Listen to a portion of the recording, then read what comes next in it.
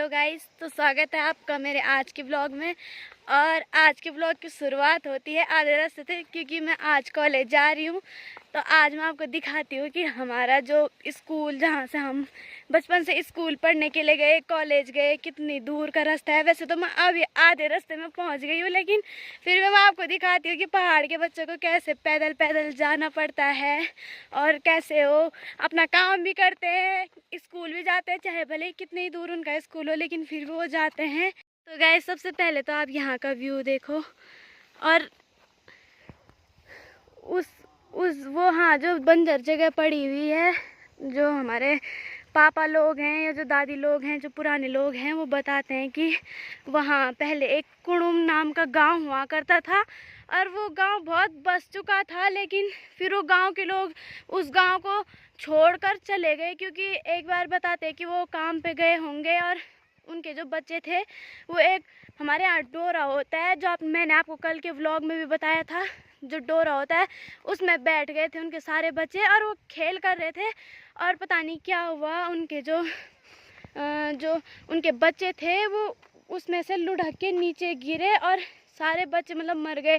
उसके बाद उन्होंने वो पूरा गांव छोड़ दिया और आज वहाँ कुछ भी नहीं है। लेकिन हमारे पुराने लोग बताते हैं कि वहाँ कभी के ज़माने में एक गांव हुआ करता था।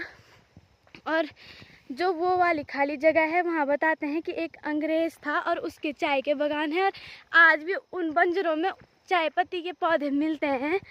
और यहाँ से ये नीचे एक बलसैंड गांव है और यहाँ से नीचे त्रिपाली सैंड है, जहाँ हम जाते थे। और आधे रास्ते से तो मैं आ चुकी हूँ, लेकिन इससे नीचे त्रिपाली सैंड है और यहाँ हम स्कूल पढ़ने के लिए जाते हैं। और इन रास्तों से होकर ही हम स्कूल गए, बचपन से हम यहाँ से स्कूल गए। और इन रास्तों से हमारी बहुत सारी यादें जुड़ी हुई हैं, क्योंकि जिस टाइम पे हमारे यहाँ मेलू घिंगोरा वगैरह पक जाते हैं ना, तो हम गर्मियों के टाइम पे घर ही नहीं आते थे। टाइम पे मम्मी लोग हमारी राह देखते रह जाते थे और हम पेड़ों में जाके मेलू खाते थे और किलमोड़ा खाते थे।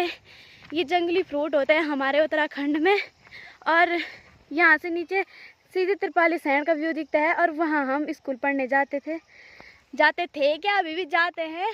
खैर, अब तो मैं कॉलेज पढ़ जाती हूँ, लेकिन पहले हम जब स्कूल पढ़ते थे तो हम वहीं जाते थे और हमेशा मतलब बचपन से हम पैदल इसी रास्ते से स्कूल गए। तो दोस्तों, वो है त्रिपाली गांव। और वैसे तो ये गांव बहुत बड़ा है, मतलब अभी तो बहुत नीचे तक ये गांव है, मतलब बहुत फैला हुआ गांव है, लेकिन यहाँ ऊपर से अब ये इतना ही दिख रहा है। और जो त्रिपाली गांव है, उसी की वजह से हमारा जो पूरा मार्केट है उसका नाम त्रिपाली सैंड है। दोस्तों, आपके साथ में अपने बचपन की एक और चीज़ शेयर करना चाहती हूँ। जो ये वाला पेड़ है, हम बचपन से लेकर आज तक अभी तक भी धूप में और चाहे जो भी हो, मतलब हम जब स्कूल से आते थे तो इसी पेड़ के नीचे बैठते थे और यहीं पे मतलब सारे इस गांव के बच्चे बैठते थे, पानी वगैरह पीते थे। और पीते थे क्या, अभी भी पीते हैं और अभी भी बैठते हैं। लेकिन अब हमारे गांव में ना बच्चे भी बहुत कम रह गए हैं जो स्कूल जाते हैं, कॉलेज जाते हैं, और जो जाते भी वो अलग अलग आते हैं। हम जब बहुत छोटे छोटे बच्चे थे ना, तो हमको साथ में लेके आते थे दीदी लोग, और जितने भी हमारे गांव के होते थे ना, वो सब साथ में लेके आते थे हमको। और तरपाली से दूर वो वाला गांव, उसका नाम कोकली गांव है। खैर, आपको मैं कोकली और तरपाली पूरा ढंग से दिखाऊंगी। दोस्तों, मैं पहुंच चुकी हूँ मार्केट के ऊपर, तो मैं आपको ऊपर से मार्केट का व्यू दिखाती हूँ।